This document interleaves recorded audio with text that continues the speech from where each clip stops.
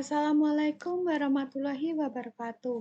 Saya Cantika Auxen Surya Putri dengan NIM 22114734, kelas Informatika 3. Di sini saya akan menjelaskan tugas tentang evolusi arsitektur komputer.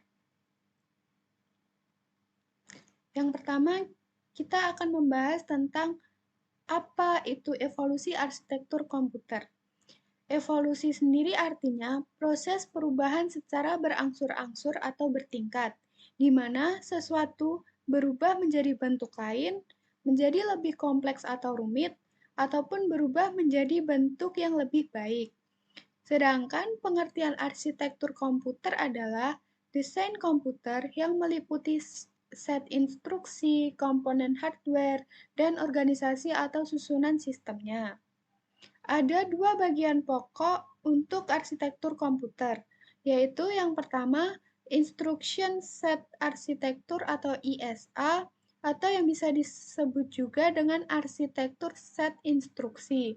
Dan yang kedua yaitu Hardware System Architecture atau HSA, atau bisa disebut juga dengan arsitektur sistem hardware, di mana ISA ini meliputi spesifikasi yang menentukan bagaimana programmer bahasa mesin akan berinteraksi dengan komputer.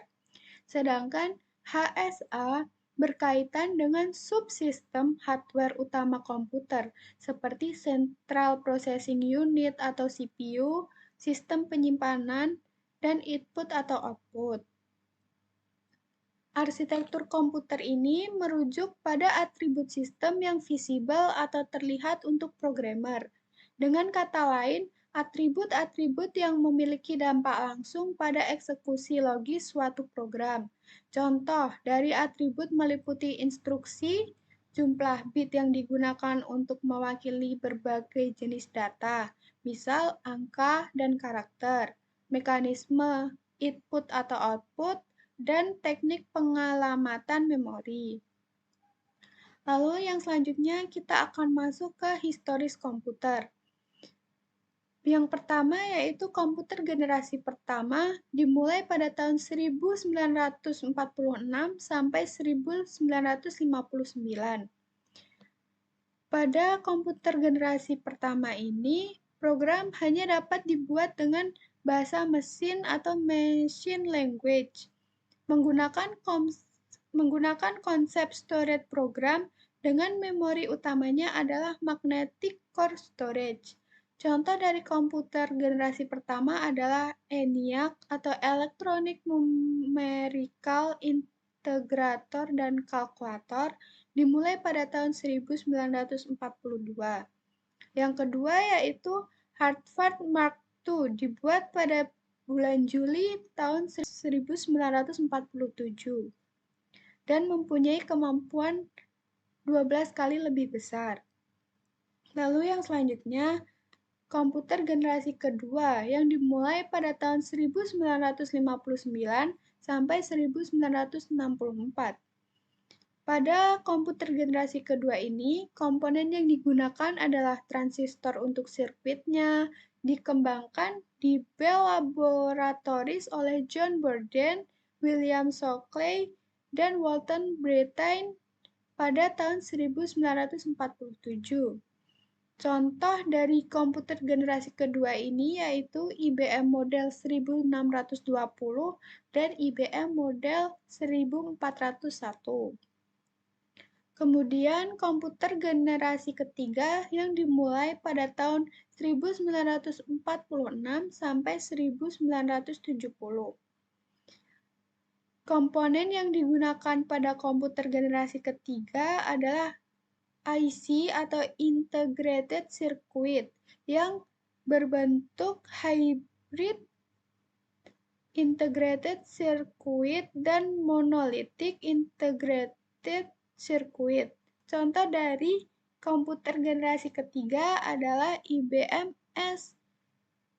S370 dan UNIVAC 1106. Lalu kita lanjut ke komputer generasi keempat yang dimulai pada tahun 1970 sampai 1990.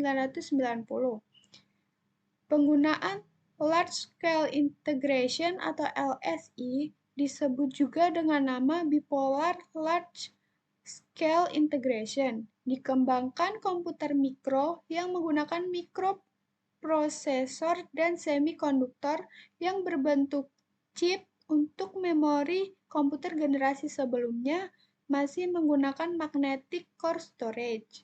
Lalu yang terakhir yaitu komputer generasi kelima yang dimulai pada tahun 1990-an. Pada komputer generasi kelima ini sedang dalam pengembangan. Komponen yang digunakan adalah VLSI atau Very Large Scale Integration. Teknologi ini kemungkinan bisa menggantikan chips, dapat menerjemahkan bahasa manusia, dan manusia dapat bercakap-cakap langsung dengan komputer. Lalu kita lanjut ke evolusi arsitektur komputer. Yang pertama yaitu arsitektur von Neumann, merupakan komputer storage program atau program tersimpan. Sistem memori utama menyimpan program yang mengontrol operasinya, dan komputer dapat mengubah programnya sendiri untuk menambah atau mengurangi data lain yang ada di dalam memori. Dan sebagian besar komputer menggunakan arsitektur von Neumann ini. Lalu lanjut yaitu arsitektur RISC. RISC sendiri singkatan dari Reduced Instruction Set Computer atau komputasi set instruksi yang disederhanakan, merupakan bagian dari arsitektur mikroprosesor berbentuk kecil dan berfungsi untuk negeset instruksi dalam komunikasi di antara arsitektur yang lainnya. RISC ini merupakan sebuah arsitektur komputer atau arsitektur komputasi dengan instruksi-instruksi dan jenis eksekusi yang paling sederhana. Digunakan pada komputer dengan kinerja tinggi seperti komputer vektor. Lalu yang selanjutnya yaitu arsitektur CISC.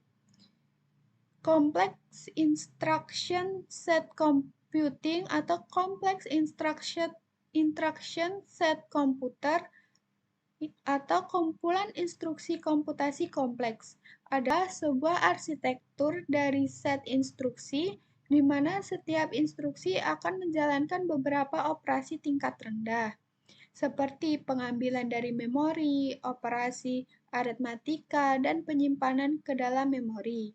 Semuanya sekaligus hanya di dalam sebuah instruksi.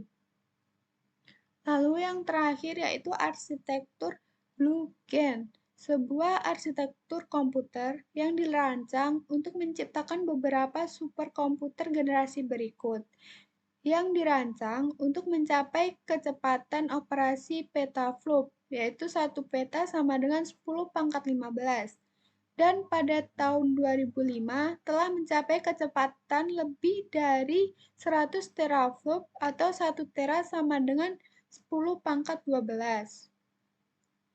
Lalu yang berikutnya, bagaimana sih cara untuk melakukan perubahan pada arsitektur komputer ini? Yaitu kita bisa dengan cara satu, membangun array prosesor, yaitu komputer yang mencapai paralesismenya dengan menggunakan beberapa komponen CPU.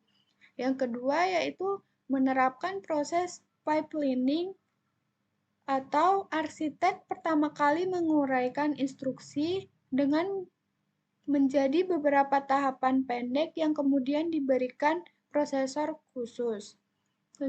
Lalu yang ketiga yaitu membangun komputer multiprosesor, yaitu mesin komputer yang telah menggunakan beberapa prosesor yang terpisah. Sekian penjelasan dari saya tentang evolusi arsitektur komputer. Apabila ada kata yang kurang berkenan, saya mohon maaf. Wassalamualaikum warahmatullahi wabarakatuh.